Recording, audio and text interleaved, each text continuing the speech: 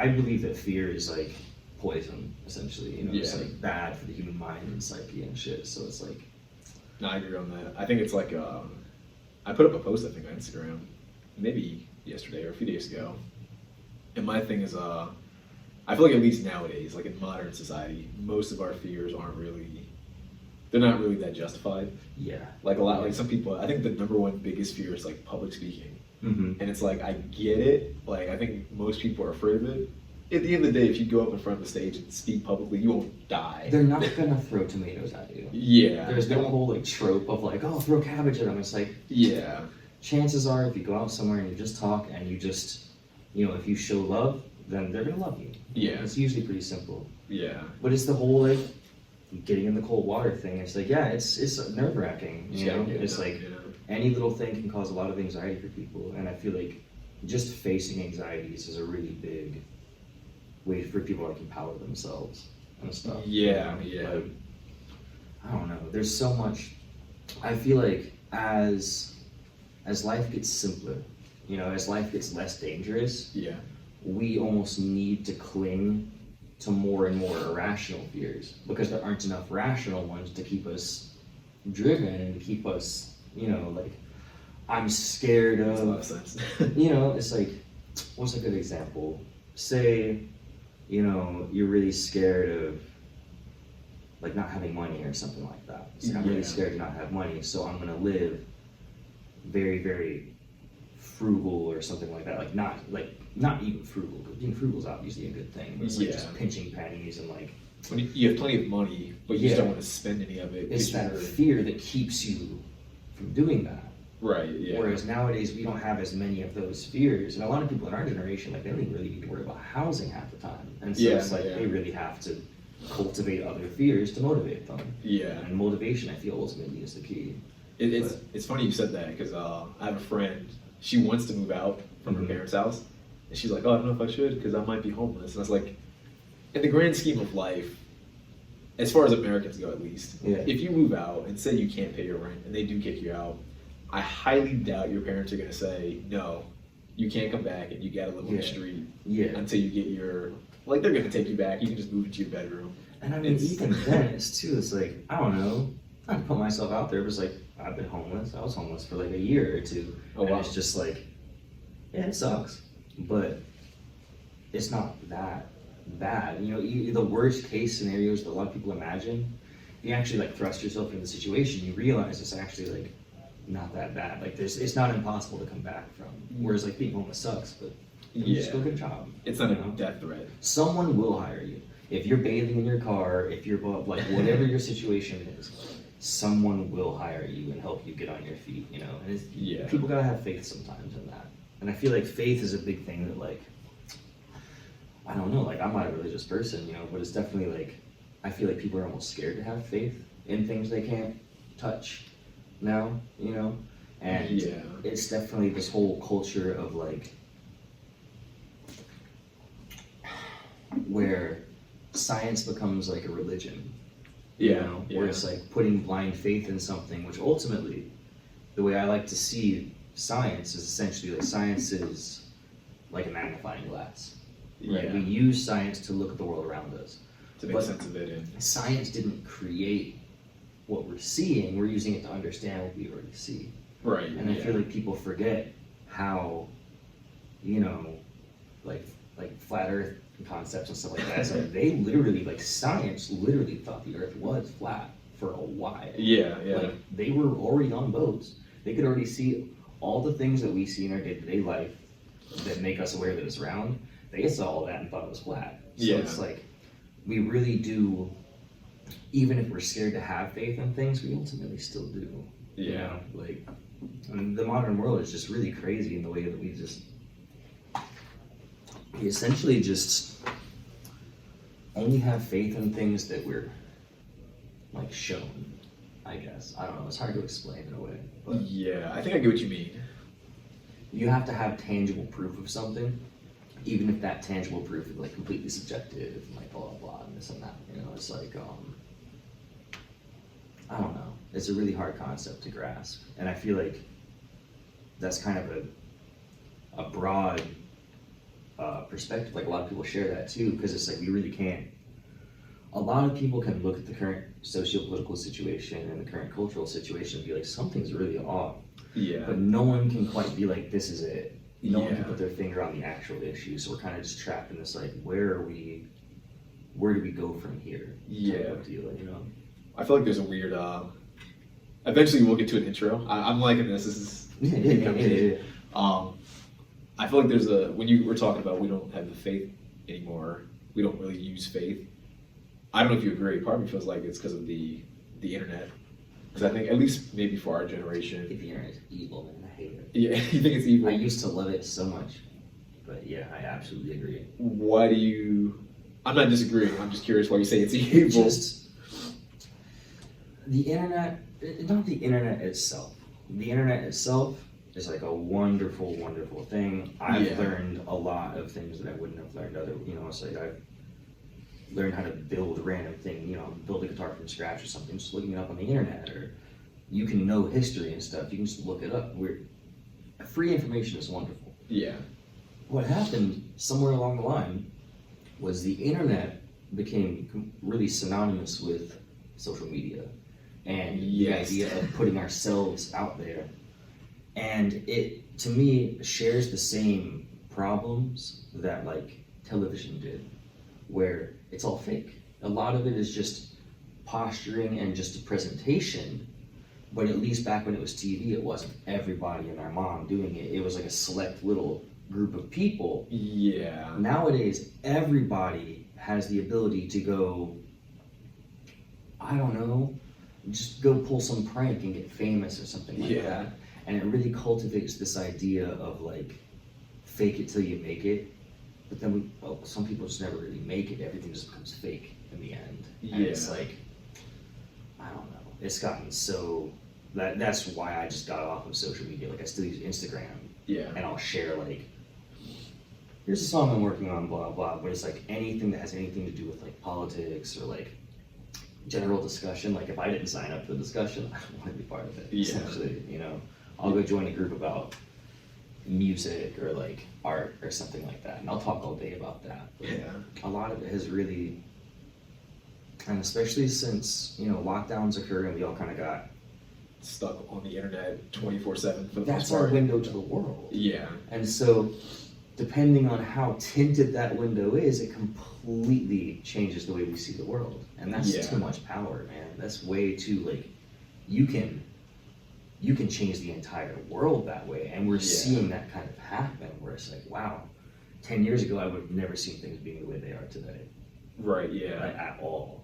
Well, I feel like with TV back in the day, there was almost sort of a, I don't know if I want to use the word obvious, but somewhat obvious distinction. You can tell that this thing I'm watching on TV is fiction. Yeah.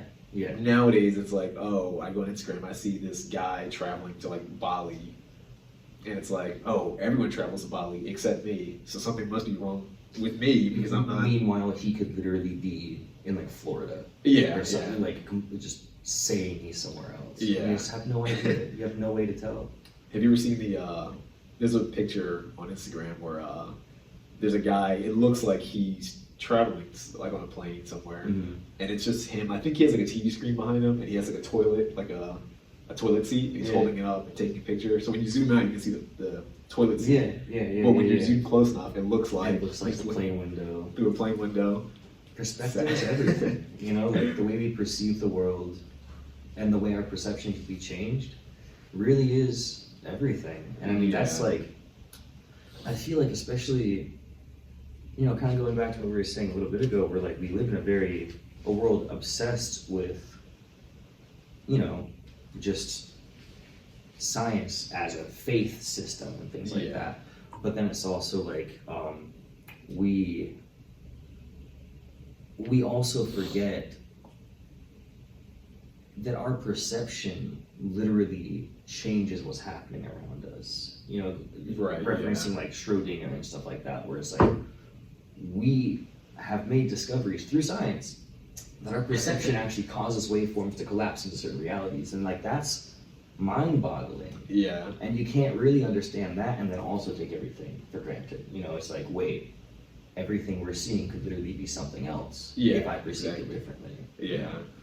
And that kind of gets thrown out the window because there's no tangible, regardless of how much tangible proof there is in terms of like, quantum physics and stuff like that, and particles interacting across like vast amounts of space simultaneously. It's like, that's wild. Yeah. And yet we don't really apply that.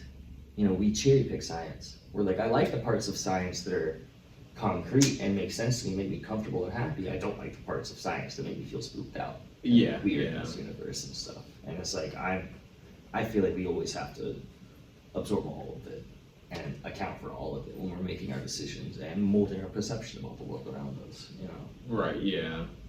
I feel like this is going to get deeply philosophical, which I am very happy about. Probably, I can't really help it. No, that's great. That's fantastic. I love it. Welcome back to another episode of Meeting Virginia, guys. Right now, I am here with Demi Gawd. I've been trying to get this interview going for a while. I'm super stoked to have him on the show. Thank you. Finally. We've already kind of started talking a little bit about some philosophical thoughts, which is amazing. But I guess before we kind of jump back into that, I do want to have you, share with the audience, for anyone that is not familiar with you, just a brief summary synopsis about yourself. Well, I'm a musician and artist. I go by a couple different aliases, but Demi Gawd is my primary one. You can find on Instagram. I'm sure I'll be commenting and everything on this video, so if you need to find me, you can find me right through there. All right, sounds good. So I guess I do want to definitely hop back into the philosophical stuff at some point. Yeah. I want to kind of start, I try to usually start by asking the guest about themselves, kind of how they got into their main endeavors. Yeah. So you're a musician. Do you have a specific genre you focus in, or are you kind of... I've really kind of jumped around a lot. Okay. What I like to do is I like to create different brands for different genres. Like I don't necessarily like to have, for instance, like my Demi Gawd brand. That's mainly rap and, like some kind of rocky stuff, but it's rap. Okay. Otherwise. And then, I have other projects I've worked with. I've worked in a lot of like metal bands and stuff like that. And when I'm doing that, I don't really like to just create a hodgepodge of genres. I'm like, let's just do this right. And if we want to do something else, we'll make a whole nother, like it takes nothing to just make a new name, a logo, and blah, blah. Okay. And brand each kind of thing its own way. But I definitely am, like rap and metal are my two main genres that I'll kind of jump between. Okay, that's interesting. And how did you, so I'm curious, how did you get into, I'm always curious to know how musicians kind of get into music, kind of on an individual level. Really, it just kind of has been my whole life, I don't remember how old I was. I must have been about 11 or 12 or something. And I was just kind of rummaging around the house and I found an old ukulele and I just picked it up and started playing it, and then I ended up buying a guitar and blah blah, and it just never really stopped. Since then, I played piano from the age of like 7 to I'd say about like 10 or something like that too. So I was always just exposed to music. Okay. And that didn't really that made me interested in music, but it was a pretty long time before I really started looking at music as like, oh, this is actually like a career path. This is something I can really pursue. And of course, when I was younger, there was a lot of, I was jumping in and out of a lot of bands. I started a lot of bands in the area.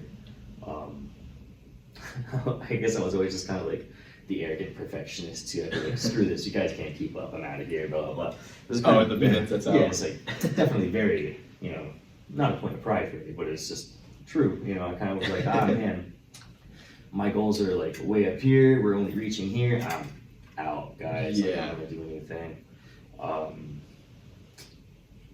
After that, it was pretty much just, hobbyist style playing and practicing, whatever. I played for a couple hours a day for at least like 12 or 13 years in terms of guitar. But then, even though I put all that time in the guitar, I was always a vocalist. I would always Okay. just be singing and screaming and stuff over bands. Probably didn't help the whole ego complex too. It's like, I made this band. No. Yeah. But eventually, I ended up moving out of the area. I moved to Denver, Colorado, and that kind of isolated me, where I didn't have other people that I could get together with and write music or whatever. So I'm like, damn, I still have this ability and this drive to do this, but I'm really, like, I kind of have lost a lot of these connections that I would use to do so, and that's kind of why I started rapping. I always liked rap, but it was something that I could just sit down and do alone. Yeah. I had been producing, for the sake of making metal and stuff, I'd been producing instrumentals and drums and all that for a while, and I was like, rap, in my opinion, was like easier to do. So I was like, okay, I'll go solo for a little bit, and that actually really took off more than I thought it would. The rap, that's where the whole DEMMYTHEGAWD thing came from. That's where that whole brand started, and it kind of I just kind of let things flow naturally from there. I had a number of shows out in Denver and released, like, I have a lot of stuff on Spotify and iTunes and stuff like that, but when I came back here, I eventually picked the guitar back up, and I was like, all right, I want to focus on, like, more artistry and stuff like that. Not to say that there's no artistry in rap or anything, but in what I was making and the rap I was able to pull out, I just didn't think it was not the same. Yeah, it wasn't up to par with what I was capable of doing. Okay. It's like, you've been, running marathons your whole life, and all of a sudden you take a bike race. It's like, you have the athletic ability to do it, but you're not. It's not quite the same as what you were doing before. Yeah, and so it's kind of, and I still keep the brand going, but I've really, especially with kind of my pulling away from social media, I really just try to keep it as minimal as possible, or as humble as possible. I don't try to do some like larger than life, blah, blah. I'll just videotape my computer screen showing a song I made or something like that. Not try to, It's not heavy promotion or heavy advertising. It's like, if you want to check it out, go ahead. It'll be on, major platforms anyway. I feel like social media almost takes away from kind of the integrity of the act in a way too, because it's all for views at a certain point, and it's like, no, I don't want that. I want to make art from like my soul and stuff and put it out there. That's probably the most pure form of making art. Yeah. So were you from Virginia, then you moved to Colorado, or were you? Yeah, I was born here. Okay. I was actually born in Fairfax. Okay. And so I stayed around the area for a pretty long time. I had moved from Virginia when I was about 19, I want to say. Before that, I rented rooms and whatever someone that age can afford around here, which is not much. And eventually, we got legalized in Colorado. I was like, kind of bored here. I wasn't really doing too much. I'm just going to make a little pilgrimage, if you will, out there. And it eventually became a lot more than that to me. Like, I really kind of found a second home in Colorado, so it was nice. I was really attached to it, but it was the only place that I had ever lived where I could really, like, have an apartment of my own and stuff like that. Like, it's maybe half the price of out here, So not since then it's gone up. Yeah, it's gotten crazy. Wow. But I moved around a lot, but mainly just in Virginia. Okay. Yeah. When you went to Colorado, out of curiosity, were you able to just kind of get up and go, or was there sort of like a barrier, like a mental barrier where you're kind of like, oh, I'm gonna miss home. I don't know if I can do it. There was a little bit of doubt in the situation, but there had just been a lot of, I guess, just like drama going on, and a big driving factor in my life has always been, I guess, like pursuit of creativity. And if I'm in a place in life where I feel like that's being really stifled or something like that, I'll always be like, man, I gotta get out of here. I wouldn't be able to explain it. I wouldn't be able to pinpoint what's wrong. I'd just be like, this feels weird. I'm a very intuitive, like, instincts person, and I'm just like, I gotta get out of here. Yeah. And so really, like, despite the kind of fear of uprooting and going all the way across the country, that drive or that aversion to stagnance was like just much stronger, and it just pushed me out pretty quickly. Like I came up with the idea and I moved within like a month or two. Wow. I was just done with it. Yeah. Yeah, I ask just because so one thing I personally believe in, I feel like if you have like a goal or something, a lot of times you have to move away from where it's safe and comfortable. And I feel like nowadays people sort of believe that everyone is just getting up and moving super far away. And I think some people do it for work, which I think is a little bit different. But I've met people who kind of want to move just to pursue a goal that's not work related. And they're sort of attached. They're kind of thinking, if I leave, we talked a little bit about this. They're like, oh, I might be homeless, or something might go wrong, or I'll run out of money, or something. So I don't know. It's interesting that you just kind of got up and that's just kind of that's just how I've always kind of lived my life too, where it's like I'm just the type of person, like, all right, I'm terrified of sharks. It's about one of the few things in this world where I'm like, I can't mess with a shark. But still, one of my goals in life is I want to go get in the cage and have a great white try to bite me and stuff. Like, I'm like, if I see something that I'm afraid of, my almost like counterintuitively, my instinct is like, all right, get in there. Because you're going to be rewarded. The harder something is, the scarier something is, the greater the reward will be. And so it's like, I love that. You have to go. It's like, otherwise you won't. And that's kind of just what it comes down to. Time passes. Like the clock keeps ticking, but people, I think, a lot of times really forget that, especially when you live in a place where everything's okay. When everything's just taken care of and comfortable, you don't notice that years have gone by. And, now you're however old you are, and you forgot this goal, and you forgot this and that. It's like, that to me feels worse than possible failure. No, absolutely. I'm in the same boat as you. Like, that's what motivates me, like, every day. I'm always thinking, like, this is going to sound weird, I'm always thinking, like, I'm going to die at some point, and I don't know exactly when, so let me that's make each day count. That's true, and that's just real, and that's something that I think a lot of people really forget. It's just like, we do have limited time to do what we want to do, and depending on what you want to do, some people just want different things, or like, going back to what you were saying about how some people that want to move out and pursue something, but they just are scared of, the what ifs. And, I guess it's kind of like callous to me, but whenever I hear a situation like that, I'm always like, you just don't want it bad enough. That's all it is. Yeah, it's true. You want your comfort, and that's fine. If you want comfort, then have comfort. Have what you want. But as long as you don't end up resenting yourself at the end. Like, missed opportunities are really bad, so it's like that. This is a big motivating factor, and I think people should really like allow that to happen. Be like, oh, I'm worried about this, but I'm worried about not achieving this a lot more. No, I 1,000% agree with that. And I just want to go back a little bit to the music. Were you self-taught, or did you take lessons, or is it kind of a combination of the two? I would definitely say a combination. I would say a lot more self-taught. Okay. Which I'm trying to remedy now, because being self-taught is like, one way or another, you're going to teach yourself bad habits, and you're going to, you're not going to do things the correct ergonomic or the correct like efficient way or whatever. Okay. I've always just had a really big problem with authority. So it's like, I'd take a guitar lesson, and then I would learn one song they taught me and be like, I'm too good for this. It was very, very foolish, very arrogant little kid, but ultimately it ended up being a lot more self-taught, because I just couldn't. It was the same thing in school for me too. I always have so many problems with my teachers talking back, correcting them about Columbus discovering America all the time. It was just like, it just never ended. You were that guy in class. It was bad,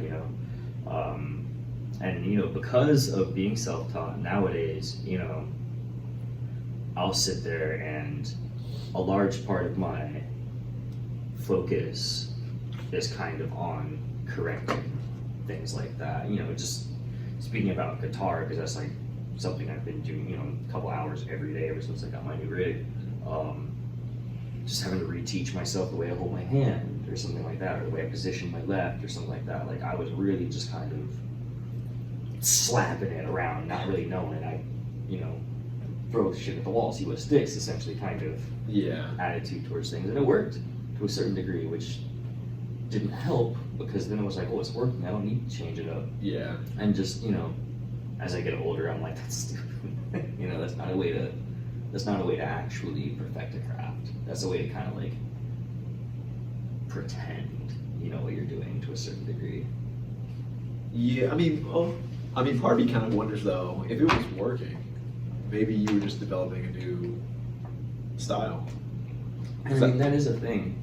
That's how a lot of, like, to quote Pop Ross, you know, happy accidents happen. Yeah.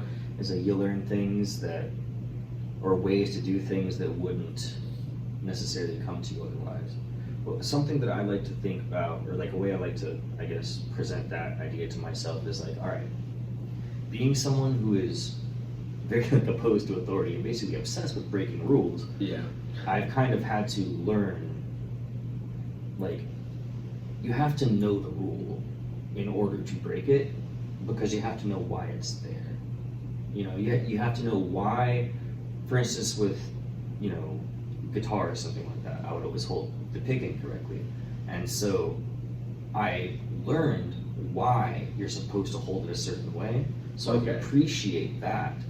And then I still bend that rule every now and then when I feel it's necessary. Yeah. But now I have the knowledge to break that rule without disregarding its purpose and thus missing out on The benefits of why the rule exists exactly in the first place. You know, it's like and I always encourage people, it's like break the rules, but just know the rules first before you break them. So that you can understand. You can break them and not, you know, mess yourself up in doing so, and teach yourself, for instance, just bad habits or, you know, bad work ethic or anything like that. You know, it's like rules exist for a reason.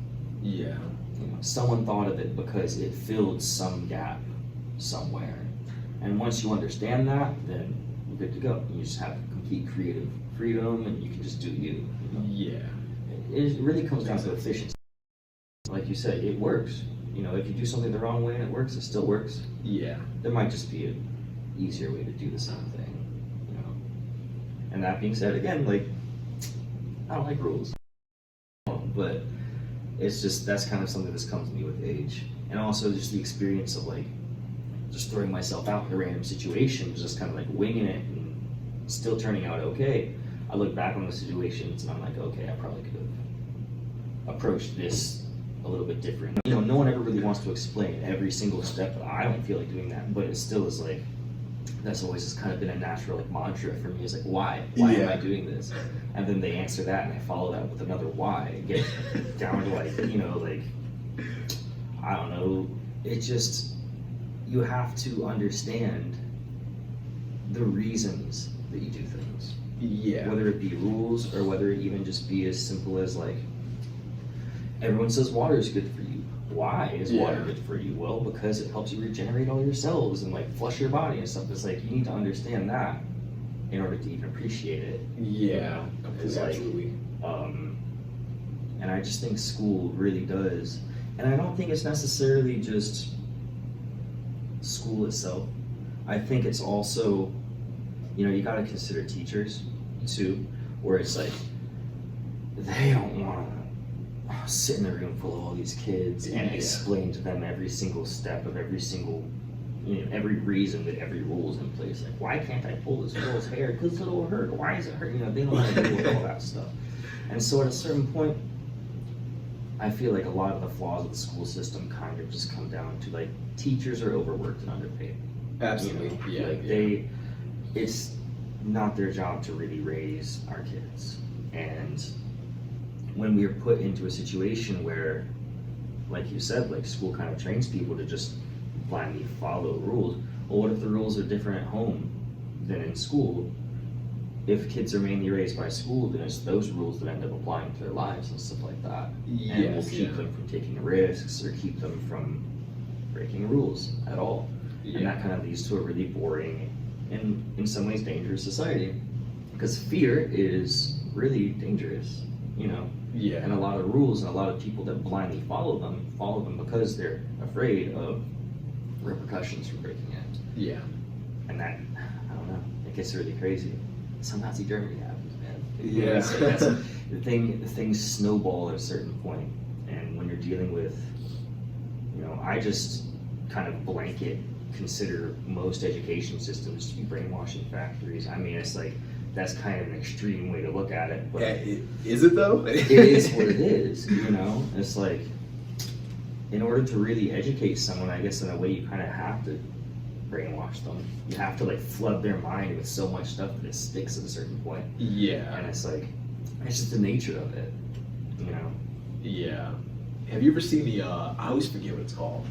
I don't think it's Zimbardo. I don't remember which researcher it is, but there's an experiment where they bring in, it's like a student or someone who volunteers, Mm-hmm. and they have them sit down and they say, we're going to shock this guy behind this wall. Yeah. And under no circumstances are you allowed to stop shocking him. Yeah. So the researcher said, he's a scientist, dressed as a scientist. He's like, hey, we're gonna have to shock this guy, and you just keep doing it. We're gonna up the voltage every single time.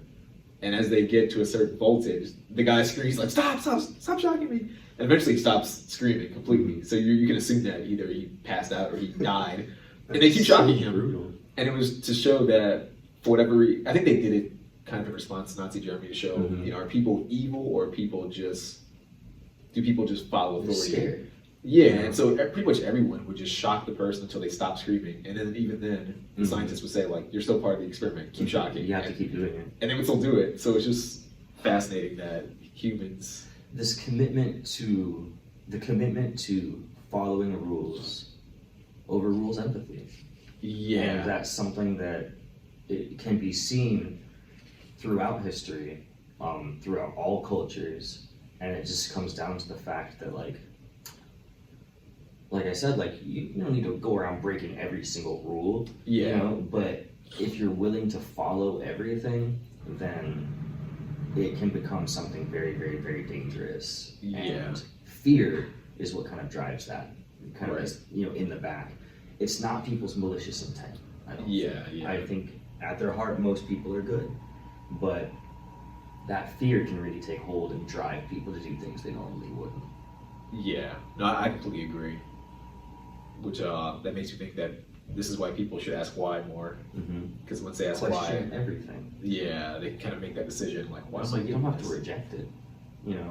If someone gives you a good reason for something, fine. Yeah. At least they answered. I think that's something that it just aggravates me to no end. Is like if I can't get a why or a reason that I'm doing something, I'm not gonna do it. It doesn't. When it comes down to like basically any rule, it's like I really need to understand to a fault almost. I need to understand why I'm doing it. Yeah. And understand what impact that actually has on my surroundings and things like that. Yeah. I did want to ask a question about and if you don't want to talk about this, we don't have to. I can always Sure, get it out. No. So kind of earlier when we were talking, you mentioned at one point you were homeless. Yeah. So I did kind of want to ask a little bit about that, and mainly just because I find that it's badass that it happened, and I say that just because I've heard of a lot of people who accomplish great things. You kind of hear the story, so kind of like Sylvester Stallone. Before Rambo, he was kind of homeless. He sold his dog. Yeah. My broker, who buys a lot of houses like every single year, when I interviewed him, he said that he was homeless at one point for a while. He was saving money, trying to make things work, and he's where he is now. So you kind of, I think even like Chris Pratt, like a lot of these famous actors. But I feel like for a lot of people, that's a major fear. I'm kind of curious to know like your thoughts on that and maybe how. In order to appreciate something like, in order to appreciate your place in this world, and in order to really, it's like, all right, going back to the whole like shocking thing experiment, it's like, say someone, don't touch this button and we're going to shock you, and they touch it and you shock them. Why'd you shock them? It's because that negative experience taught them something. And so basically the worse a situation is that occurs, the more potential there is for that to teach you a lesson about yourself. or about your place in this world or something like this. And there really isn't too much, you know, like when you're literally, you know, I would go sleep behind, you know, I'd find like a big cargo truck and just like sleep by the box and stuff like that. And it was just like, when you go from that to then having a place, You appreciate it so you much really more. appreciate it, you know, and you understand too. It also takes away a little bit of that fear. It's like, I don't want to be homeless. I do everything I can to always keep a roof over my head, but it's like, I also have lived like that, and I know that that's not the end of the world, and you can bounce back from that. And like you said, like a lot of people have been there and come back to do really great things. Yeah. And I think that if they had never been in that situation, they might not have. They might not have had that perspective of like what it actually feels like to be desperate, and, Right. you know, not be able to, or like for instance, when I was homeless, like I guess I just have this certain sense of like just pride. Even then, like I wouldn't beg, I wouldn't ask anyone for anything. I would literally just walk around and pick up change and then buy food with it and stuff, you know. And eventually I got a job and got a place, you know, everything worked out. But through that situation, it really kind of, it's different to be scared of something that you've never experienced than it is to like not want to go back somewhere, you know. You'll see people that, you know, people have like never done jail time and like go on do really risky stuff, and people that have actually experienced it is like, I can go back to jail, like I'm not doing that again. You know, that kind of, you know, hindsight is 2020. We understand, we remember those experiences because they're traumatic to us. Right. And it really helps mold like our ability to move forward and our ability to cope with things around us, like fear and stuff like that too. It's like, yeah, I don't worry so much about, I can sleep with the window open, because I remember sleeping on the sidewalk. You know, it's like anyone could just walk by and kick me and stab me, nothing would happen, you know. And so it really kind of, it really shows you how much our environment and our shelters and things like that really do impact us and the way that we see the world and the way that we empathize with other people too. Right. Yeah. I'm curious to know, I guess while that was happening, Mhm. what was your, like at the time, what was your thought process? Because I know, I think in general, when people kind of go through difficult things, Yeah. I feel like there's degrees of difficulty. Yeah. That to me is like a high degree of difficulty. Mhm. But I feel like even for many people, I think just in general, because in life, most people in the Western world are pretty comfortable. Mhm. Even for the not so difficult things, it's hard for people Just to cope with it. to kind of Just cope deal with it, the basic stuff. So I guess, did you have any It's really specific- hard to like describe my thought process back then. Kind of my main, like when I look back on those days and I think about like what was I thinking, and it was really pretty primitive, man. I was just like, I want to It's like survival. get just drunk and go get some food. You know, it's cold. I'm gonna go get drunk so I'm not so cold, type of stuff. And then I'm gonna go like find a nice place, you know, kind of hunter gatherer, like really primitive kind of ways of thought. And then every now and then I would have these moments like I'm just sitting there with nowhere to go and I'm like, wow, this sucks. And I would have these little moments of clarity where I'm like, you know, screw this, I'm gonna go get some job applications or blah blah. But the majority of the time, when you're in such a desperate situation, it's like really is a lot of it is just kind of like fighting that despair, I guess, in a way, of being like no matter what you do, you cannot let the hopelessness of the situation set in. Right. Type of Yeah. stuff. You're like, no, you cannot give up. You have to keep pushing yourself, and like it sucks right now, but you have to like keep your eyes on where you want to be, because where you are at this current moment is terrible, you know. Yeah. But yeah, I mean, I was pretty young too. I was a little punk kid. I was just running around, just trying to have fun or whatever. But my, home situation, my home life was just really crappy, and so I was just not able to stay with my family. And again, I was too prideful to go stay at other people's houses. Like I wouldn't go couch surf or anything like that. I'd be like, nah, man, y'all go ahead. I'm gonna just hit the road or whatever, Yeah. It's probably for the best though. I feel like sometimes if you have that opportunity, I shouldn't say opportunity, but the ability to couch surf, Mm-hmm. that might make you dependent on others. Yeah, and it definitely just like when I'm not in a situation where I'm genuinely, I can be content. Everything doesn't need to be like bombastic and crazy all the time for me to not get bored. It's like, Yeah. my needs are taken care of, I can be pretty content.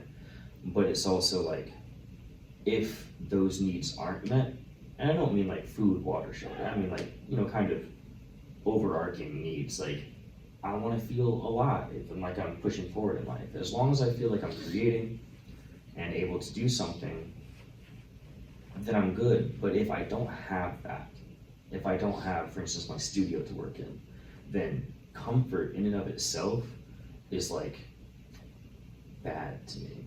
It's hard to describe it. It's almost like a self-destructive type of thing where it's like, everything is too good, but I'm not reaching my goals. And so I can't get stuck here. I can't get trapped in this cycle.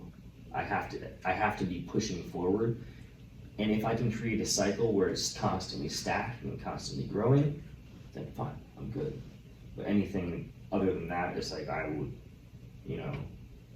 rather be homeless than comfortable and stagnant, essentially. Yeah. No, I think I completely get that. Yeah, stagnance is a really big, like, I don't know. There's just certain things in my life where I'm just like, no, I just can't stand it. I can't do it Yeah. alone. It's funny because when, like about a year or so ago, I was working at a law firm, and I literally sat there and I was like really, I won't say depressed. It wasn't depression. It was just really unhappy. Yeah. And I quit. And I didn't tell my dad, but well, now he I'd be knows. pissed. My mom was really upset. She was like, "Why would you quit your job? It's a good paying job." And I was like, I can't explain it. But I saw myself 5 and 10 years from now sitting at the exact same spot I was I in. didn't like it. And it was really uncomfortable. Like, it was extremely uncomfortable, so I had to leave. And as time went on, I was running out of money, and I saw like the bank account getting lower. And I was like, I could be homeless, but for some reason I don't feel nearly as bad in this situation. You feel alive. Yeah. You feel like you're doing you and what you need. Yeah. It's like you're in pursuit of something. And I mean, that's a big risk. But again, you don't get rewarded for not taking risks. Yeah. Like you really have to do that. And through that, I mean, I'm sure you saw that. You saw that kind of like manifest and materialize in your life. You're like, wow, like having less money but more self-respect is kind of the better It's the option. better trade-off. Mm-hmm. Yeah. No, that's crazy. Crazy in a good way. Crazy in a good way. Yeah. So, and I keep jumping back. I want to go back to the music a little bit more. When you, I guess, go to make songs, do you have a specific process, or do you already have a melody in mind, or how does that work for you? Usually what happens, and I'm sure like a lot of other musicians can sympathize with this, where what happens is it always starts in the head. It always starts where like, oh, I got a rhythm or an idea. Usually in my mind, it's usually like a melody or something that gets in my head. And then it's just this desperate attempt of taking this and Making it real. somehow at least getting like a portion of that to actually come out in the end of the process. Yeah. And it never is. It's never what you want it to be. What's in your mind is always going to be like 1,000 times more extreme and grand than we were able to actually create. But, the way I feel about it is if you set your goal high enough with it, like when I start writing a song, I'll start with an idea that is so far beyond what I can reach, where it's like, I'm not going to write this. But on the way there, what I end up creating, even if it gets halfway there, will still be really good. Okay. And it really is kind of just a crapshoot, man. Like I'll just sit there, especially with guitar, I'll just sit there and I'll put on a metronome and I'll just go. And then all of a sudden, something will click, something will sound good, I'll copy it. And I do a whole lot of I'll just copy and paste stuff that I like and then teach myself to play it that way, essentially. Like it starts off really, really rough though. Okay. And I usually have no idea what I'm doing. And then eventually it just starts to materialize. And once it does, you just kind of, where to go from there a little bit. I like to say it's kind of like working with clay a little bit, where it's like, you put way too much on there. Like I'll sit there and I'll put way too much, you know, I use Ableton, so, you know, I'll have my screen filled with all these channels, all these different things. Maybe like 10% of it will end up in the song. But I just put way more than I need, and I start cutting away things that don't belong. And that's something that I learned from producing like electronic music and rap a lot too. That's now molded the way that I write guitar music and stuff, where it's like, I don't sit there with my guitar in my lap and just like write a ballad. You know, the creative process comes from me recording it and listening to it and being like, oh, I don't like that, changing it. And kind of edit as you go. Ultimately, what I do is like I said, I'll just copy and paste the chorus here. But then I'll go back and listen to it and I'll like play along with it.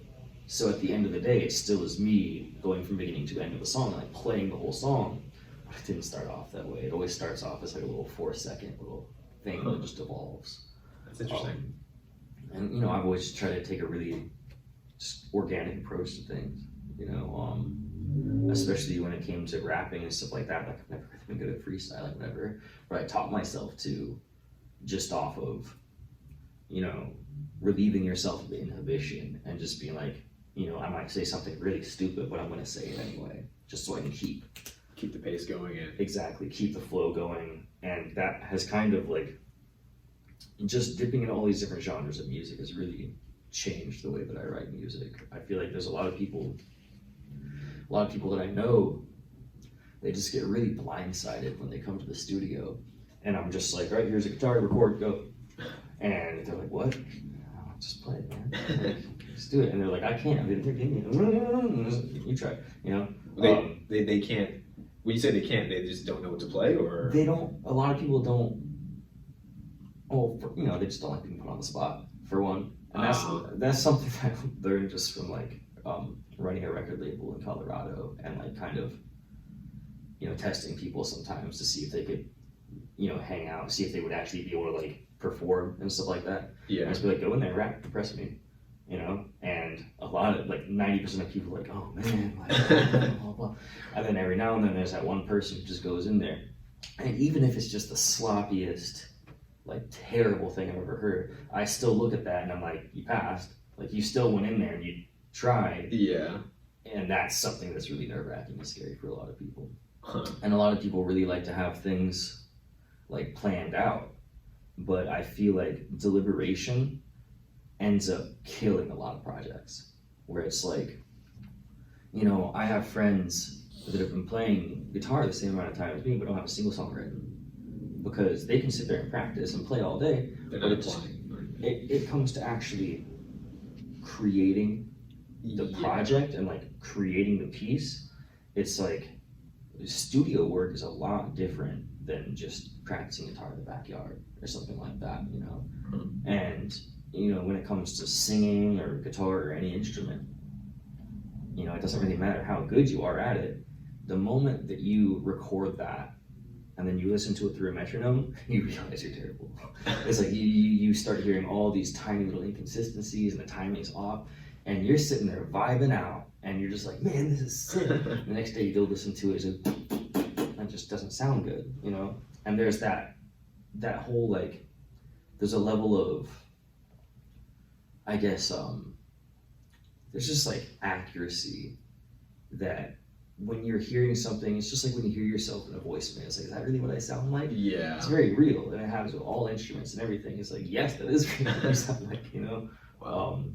And learning to just sit down and like, you know, just write like a little 16-bar riff or something, and then do that like 120 more times until it's actually perfectly on time and stuff. There's a really big gap that you notice with people, where like someone that has a lot of experience in the studio, they'll walk right in and they get it, they understand that part of the process. But then people who are used to just jamming with their friends or playing shows, you get put in this more like structured type of creative system, and it's just kind of like, I always try to warn people, like, it's not as fun as they make it seem. Like, this is a lot of like really tedious, like grueling work. This is the actual work. You're gonna The hate fun. yourself after this. Yeah. You know? And it's like, you know, and sometimes, especially, you know, when I was dealing with rap and stuff, you know, rap is something that a lot of people can just like pick up and just kind of do. All you need is your voice. You just Yeah. need your voice. You can hit on the table and just rap. And so a lot of rappers that I would work with just didn't have, you know, maybe it's not the right term, but they just didn't have the discipline to actually like go through the hard part of the creative process. You know, more instrumentalists, like people that I see that play instruments, they're still resistant to it. They'll be like, oh, I just want to improv and blah, blah, blah. No, you don't, man. You can't put my name on that if you do. Like, blah, blah. And eventually, I guess because it takes a certain level of discipline to sit yourself down every day and practice, there is that little bit of like, oh, maybe he's onto something. He does have a bunch of albums out. Like maybe he is saying something valid. And the people who do kind of end up grasping that, they usually do really well. They might not end up working with me, because they usually get mad at me when I'm like, here, you know, do your thing, impress me. But ultimately, I feel like it helps. And at the end of the day, that's always my goal when it comes to like working with other musicians too, is I'm just like, I'm not here to make other people's dreams come true, but I also want to be like that one voice in someone's life that'll be like, no, you're doing terribly, do better. Yeah. I believe you can do better. I know you can do better. You know? Yeah. And it's like there's a level of being nice, and then there's also a level of like crippling people, and I just don't like to do that. You know? Yeah. You don't want to lie to people and make them believe something that's not true. And that's a big part. You know, kind of going full circle like that. Kind of is my creative process. It's like I'm very hard on myself.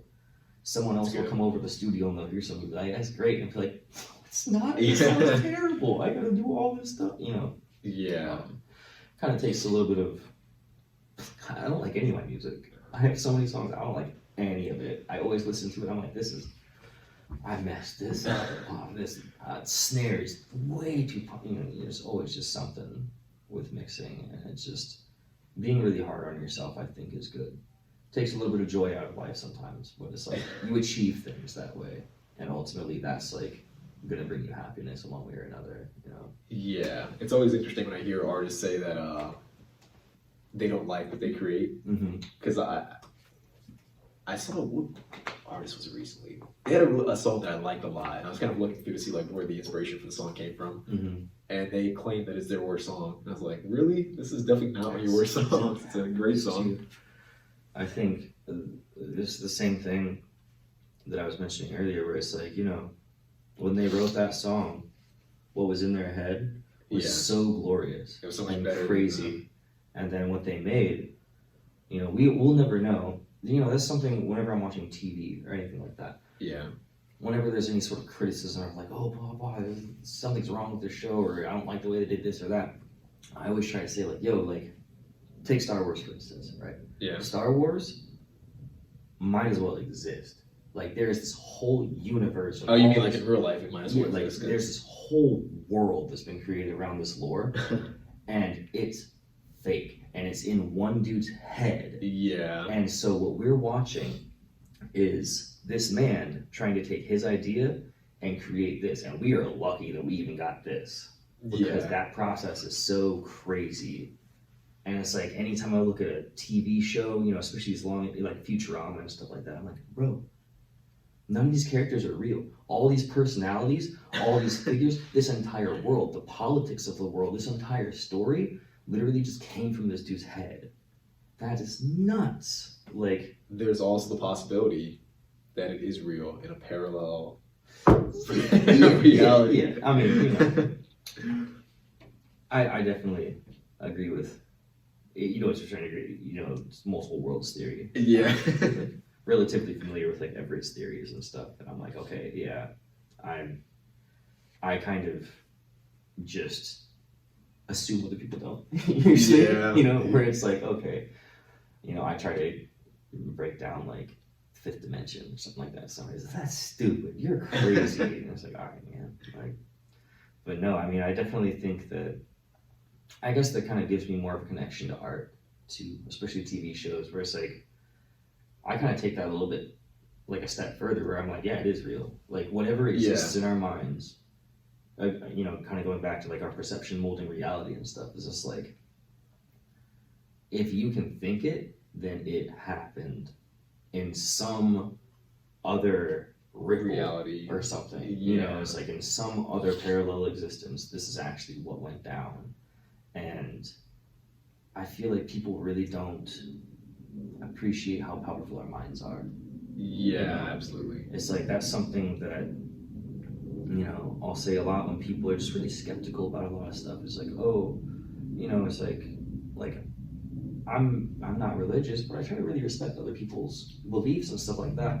And then, you know, a really common thing that people say is like, oh, it's all in your head. And we're like, this is all in your head. They would say about religion. It's like, oh, you believe this, and that's all just in your head. It's like, honestly, like the sky being blue is all in your head. Yeah. Gravity existed, like the entirety of existence is all in our heads. Yeah. So to say something's just in your head is like not really doing much to write it off. Yeah. You know, when our perception has such a vast impact on what's going on around us. And it's like that's you know, that's a whole rabbit hole. Yeah. I could, you know, I'll spare you guys. I had a weird that in itself could be a whole That's a whole other show. Yeah. That'll be part 2 at some point. But yeah, no, I mean, perception really has like, or just the idea of perception has really changed.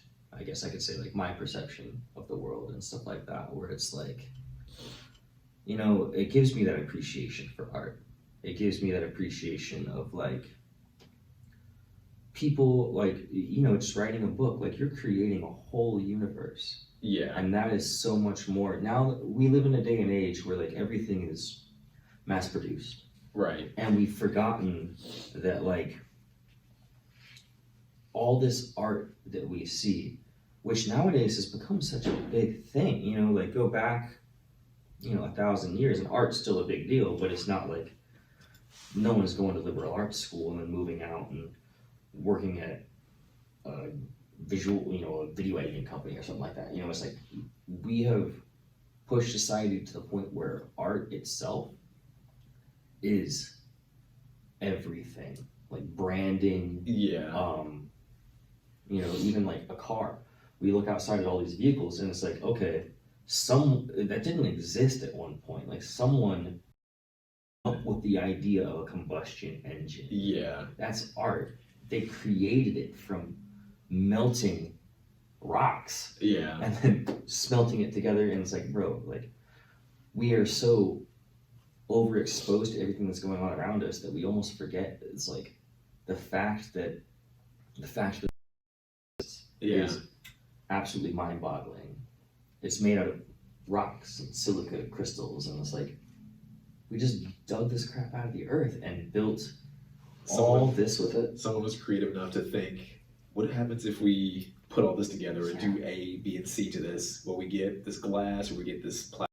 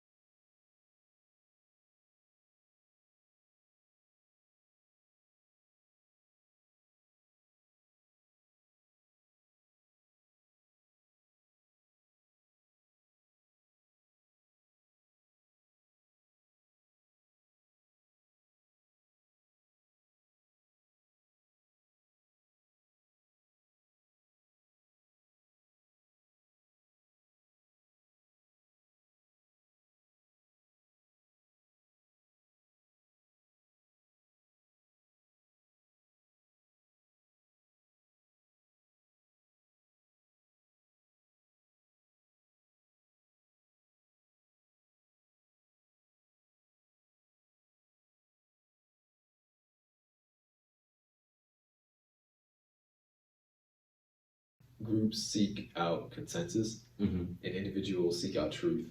Yeah. So I think it's something like if you want to find the truth, you have to sometimes step away from the group Yeah. and be your own person. Almost always, I would say, unless you're part of some group that all That they were looking wants for. to grow. Yeah. But it's like, how often does that happen? Even at the highest echelons of society and culture and stuff like that, it's like, you know, we have this perception, I think, a lot of the time that like people in Hollywood are just all happy or something like that. And it's like, man, like you can hear from a lot of people that have been in those circles, it's like those circles do not accommodate growth. Right. Just because you're at a certain level of society doesn't mean all of a sudden your friends are cool. Yeah. It's like, you know, and you always got to be really careful. I feel like I always try to be really careful with like who I associate with. Yeah. As an adult, I keep a lot of like childhood friends and stuff like that. Even if they're messing up really bad, I'll be like, whatever. I still love you. I'm still here for you. But it's like I don't seek out groups anymore. You know, I don't really seek out anyone. I'm like, if someone really wants to reach out, you know, that's how this came together. It's like, if someone really wants to reach out to me, they'll reach out. I'll always make myself available. But it's like, I just don't go out of that way. Maybe it's also because, you know, a lot of my personal growth really just, it's not really dependent on anything else. I can sit in my house on my computer, and that's growth for me because I'll be sitting there playing guitar, and the next day, every day I get better and better, blah, blah. There's still growth there. Yeah. And so it really kind of, it encourages isolation in a way. So it's like, maybe it's not a good way to think. I don't know. I try to like humble myself there and be like, maybe I'm just arrogant. Who knows, but. No, I think people, I don't know, it's weird. A lot of people don't like isolation. Mm-hmm. I feel like there's some power in being able to kind of isolate yourself and just do your own thing. Not needing anything from anybody is Yeah. wonderful.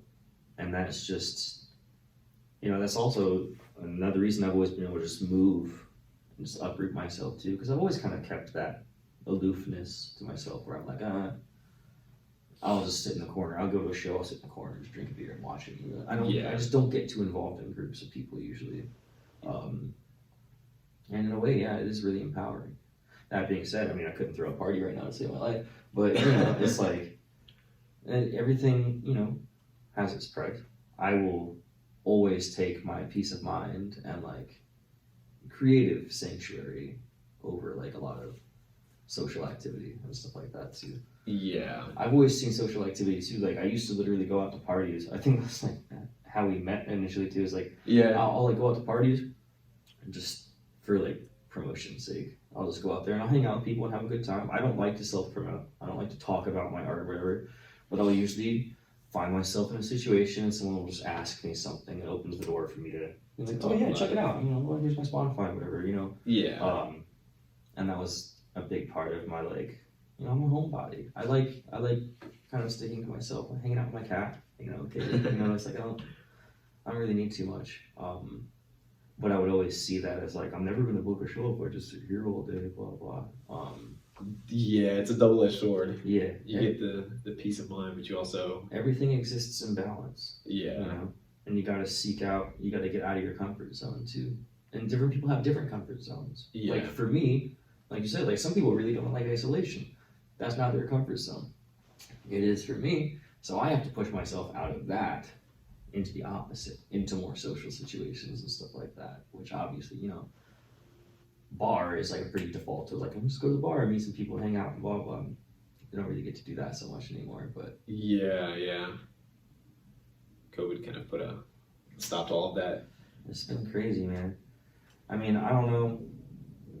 It's like before we actually started rolling, like I was saying how like I always try to follow the rules, but I'd be lying if I didn't say I always got a little bit angsty. It doesn't really matter what it is. If someone tells me what to do, I'm like, don't tell me what to do. Yeah. Get out of here. You go live your own life, man. I think for COVID, I was the same. I was the same. I'm like, why are we doing this? What's the point of this? Like, when's this gonna end? What's going on right now? It's been a really like wild, almost like soul searching journey for me too. Because before the lockdown and everything occurred, I had been forcing myself to kind of go out and just like mingle with people, make some friends and stuff like that. Yeah. And then when all that happened, basically the only part of me that was really against it was just the part that doesn't want people to tell me what to do. You know, because everything else, it kind of really fit my life perfectly. But I'm like, I don't care if this benefits me personally. Like, this is messed up, man. I had a tour booked right before. I think that was a big part of like kind of just chapped me a little bit. Where I was like, I had a tour up and down the East Coast from like Florida up to New York, and I was getting ready to go. It was like going to be like a couple of days. I was about to head out on this tour, just solo, just for rapping and stuff. So that was a pretty big deal for me. And COVID happens. Completely kills the tour, lost like thousands of dollars. I'm like, all right, well, you know, it definitely painted my perception going into the whole situation, so maybe a little less patient with people. Yeah. Like, no, screw you, I lost all this money. But I don't know, man. I just try to, I just try to keep myself in check in that way. You know, sometimes there's no real, you don't gain too much from fighting. That's something I definitely experienced on my Facebook and stuff, just trying to be like, yo, this is some crap, what are y'all doing? And I just get absolutely crucified, and it just comes to a certain point where it's like, you just can't. You can't win against. You can't win. And I think a lot of it has to do with, I forget who it was just this random streamer that was, he like streams like tabletop games, like Dungeons and Dragons and stuff like that. Okay. And he's very against like online video games or whatever. He's like, I think that it takes away a lot of the personal, I forget what it is. He referred to it as the social contract, which is like something that is completely lacking on social media. Just the idea that like people say things on social media where if you were sitting at a table with someone that said that, they would just get up and slap you. Yeah, exactly. It's like this absurd things that people say. And there's no checks there. There's no way to, there's nothing anyone can do. And so it just kind of like feeds that sort of thing where it's like, you know, that's why I just got off of it. I was like, I can't fight this in any sort of, like, I can fight it, but in no sort of meaningful way. Like, it's literally just going to do nothing but be a detriment to my life and my mental health. And I'm like, all right, y'all can keep throwing feces at each other if you want. I'm out, you know.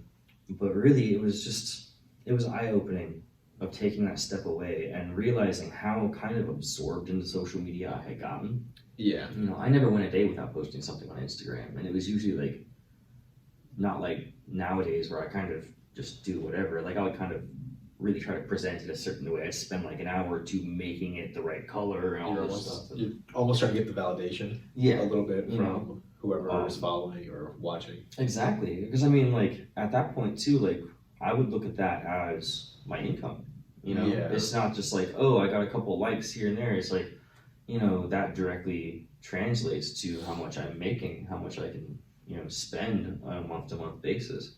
And it really kind of, you know, it's true. When you turn your art into work, it becomes less fun. It takes a little bit of the joy out of it. And I definitely, like, because I was rewarded for doing so, it was really hard for me to tell myself, like, oh, this is bad. Yeah. You know, like, and having dropped off of social media, like, I really, like, you know, like, I can see the numbers, like, it impacted how much plays I'm getting, how much those plays are even worth, and things like that. And it's just kind of like, when I took that step back and separated myself from it, it really kind of brought me back to myself.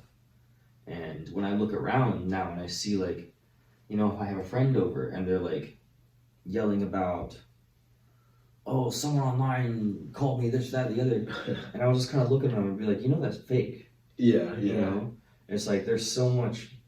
I think that's a lot of what's going on too with like our culture, is especially since lockdowns occurred and everyone was just encouraged to just kind of stay home on their computers and that's our window to the world or whatever. It's like people really forget. Like, you know, I have white friends who will be like, I can't say anything without someone thinking I'm racist. And I'm like, where? Do you go to 7-Eleven and say, hi, how are you? And they call you racist? Or is it just on the internet? Or is it like, I can't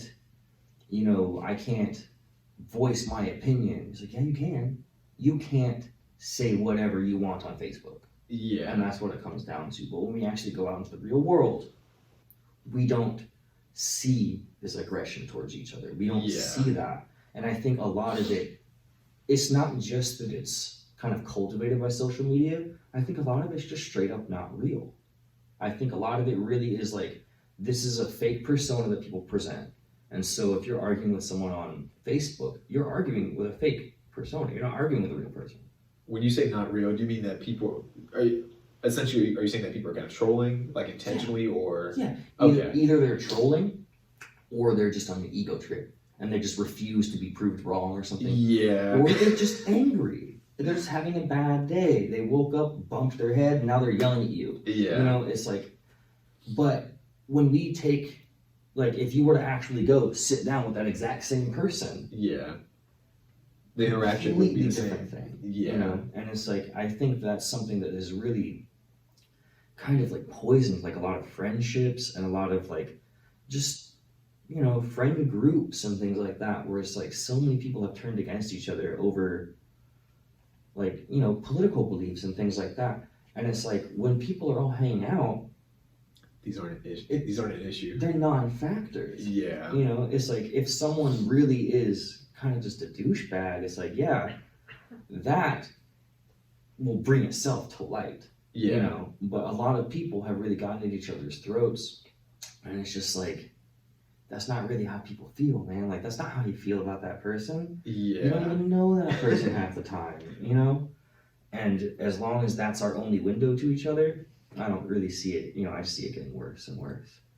Until people snap out of it. You know, if people all, like, if everyone literally just, like, stopped using Facebook and just went to the park and hung out, it would be completely different. But it's not going to happen. You know, that's a really big, we're kind of past the point of being able to just take the phones away. Yeah. You know? Or it's like, we're past the point of social media not being on phones, for instance. It's not, it's like earlier, like, you can fight it, but, you know, what's the point? You're not going to actually change that. Right, yeah. I feel like we'll reach I'm always curious to know, will we reach a point where social media just takes over all of our lives? More, I mean, it kind of already has, but to the point where Some Black Mirror. Yeah, or will we eventually be able to kind of pull back from it and kind of realize, you know, let's go back to normal face-to-face interaction and social media. Let's put this to the back burner. Maybe Facebook and Twitter and all those apps and companies, they all go bankrupt and just stop existing. Facebook is losing a lot of money now.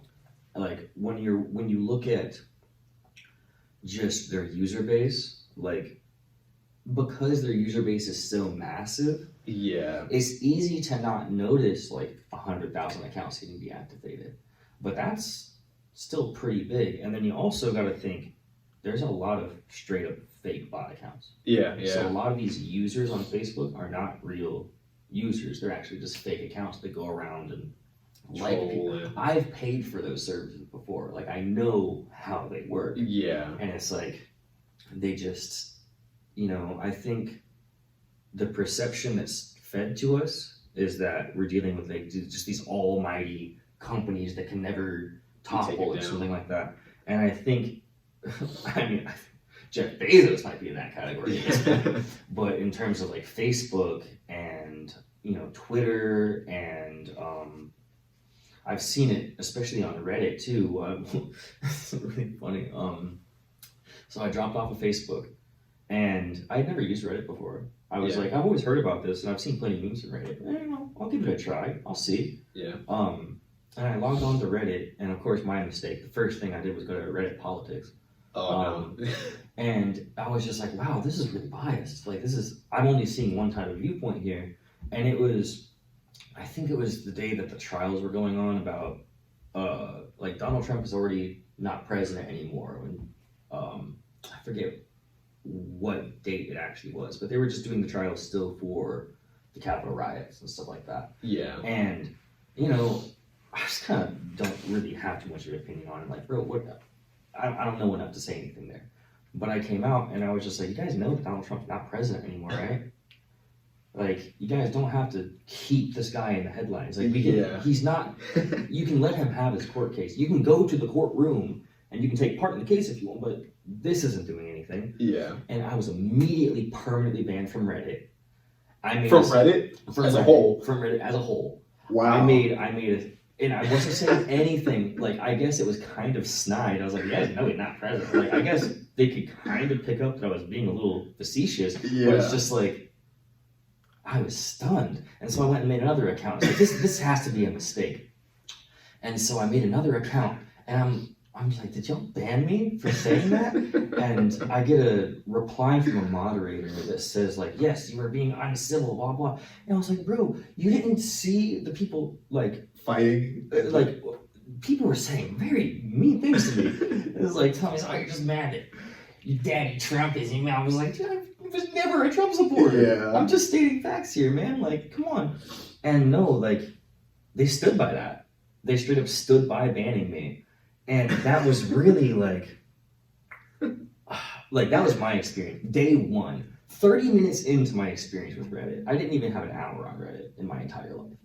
And that really it really just broke my brain. I was like, yeah, this is the real, like, I knew it was bad, but it's that bad. And I look at that and I'm like, yo, when you look at, for instance, like Reddit politics is really biased, but it's not because everyone thinks that way. It's because everyone else got banned. Yeah. And it's because they're not allowed to speak. But those people still exist, and those people are no longer using these services. I think so all this money is just getting, like, hemorrhaged from these companies while they're simultaneously paying all this money to pay their fact checkers and their blah blah blah. Yeah. Like, they're spending a lot. You see all the way that Facebook and Twitter and everything is, like, manipulating the information. That's not free. Yeah. It costs a lot of money to manipulate situations like that, where it's like they're getting paid to do a lot of it, I'm sure. Yeah. But, you know, there's a lot of money going on there. And when they're losing these followers and stuff, yeah, I don't think it's going to just die. But I think that we're going to see probably over the next, you know, maybe over this presidency or the next, like, 2 administrations or so, we're going to see, I think, just social media kind of just fizzle out a little bit, because people are so fed up with it. And it's like those who actually stick around are given the perception that everyone agrees with them, because everyone else left. Yeah. And it's like, it's not real. And that's kind of where this whole thing, and I think, like, more of what we perceive on social media, like, more of it than we can even imagine actually is just fabricated, and it's not a thing. It's like chicks, you know, going to, like, BLM things and, like, oh, look, I'm cleaning the thing, and then getting in their Audi and driving away and stuff like that. It's like, I did an interview with I don't know if you know Andre Milla. He does like investigative journalism, and we talked about that. Where I've seen clips of people go to, like, the BLM protests, and they take a picture and they leave because they're just trying to get a photo for. So disrespectful. Yeah, it's like outrageously disrespectful. It's like, do you have a mirror at your house? Go look at it. Like, wow. But it got likes. Yeah, everyone's chasing the validation. And that's, you know, that's about as fake as it gets. Yeah. And so you think about that, and it's like, not only does it chase validation, but it gets that validation too. And I just don't think enough people are going to keep buying it at a certain point. And again, that's kind of optimistic, you know? Maybe we are heading into this, like, dystopian Black Mirror. Everyone has AR goggles and likes each other. Like, it's like, who knows? But I like to, and maybe this just goes back to my belief that our perception molds reality. It's like, I don't want to perceive the situation as hopeless. Because I know that feeds that even more. Right. It's like, no, you gotta like believe in mankind at some point. Even if you have no faith in humanity, you gotta, like, force yourself to just enough so that it at least molds your perception, not other people's, you know. If nothing else, it'll make you a less hateful person. Yeah, absolutely. You know, it's like, but it's just been such a wild ride this past year. And, like, you know, I've never once in this entire, I don't know how long it's been now. It's been what, like a year, 2 months or something like that, year and 3 months? Yeah, probably a year and 3. I think we started the end of March last year. I think. Yeah. So it's So been it's like about a year a and a whole month. year. Yeah. And during that time, at first, I was very much like, I don't know what's going on. I started stockpiling a bunch of stuff and like Yeah. food pills and emergency rations or whatever. It was like, I don't know what's about to happen, but I'm gonna have some vitamins and everything taken care of. And then after a while, I think I set myself, again, kind of being the person I am, like, why are we doing this? 2 weeks to stop the spread. So I'm like, all right, I'll wait 2 weeks. I'll completely play along. I will believe it for 2 weeks. And until then it became 2 months. after that 2 weeks happened, I'm like, okay, so the gestation period of this is this long, and we've been this long. Like, this is not mathematically making sense to me anymore. Yeah. Maybe I'm selfish. I don't know. Maybe I just want to kill grandma. Who knows? But to my like inquisitive mind, I was like, no, this is my point of like not really fully buying it anymore. Yeah. And I didn't. That was still when I was on Facebook, and I was trying to tell people like, yo, it's been too long, guys. This is silly. And then I gave up on that. Dropped off of social media.